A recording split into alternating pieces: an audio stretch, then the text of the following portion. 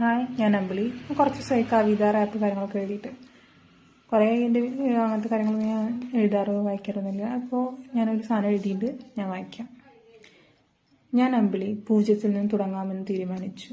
ചിന്തിക്കുന്നത് പോലെ പ്രവർത്തിച്ചു. ലോകത്തിൻ്റെ പഴയ നിയമങ്ങളെ മറക്കാൻ പഠിച്ചു. ലോകത്തിനു മുന്നിൽ ദുർബലയാവാതിരിക്കാൻ ശ്രമിച്ചു. അനാവശ്യമായി തന്നെ തുറന്നു കാട്ടാതിരുന്നു. പകരം നമുക്ക് മുന്നുള്ളവരെ നിരീക്ഷിച്ചു. ആവേശം അനാവശ്യമാണെന്ന് തിരിച്ചറിഞ്ഞു.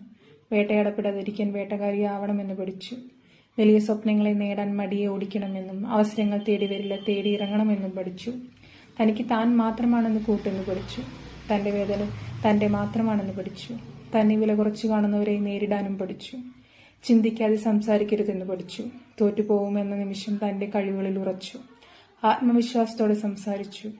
ഒരു മാറ്റത്തിന് തയ്യാറാവാൻ അവനവനെ പഠിപ്പിച്ചു.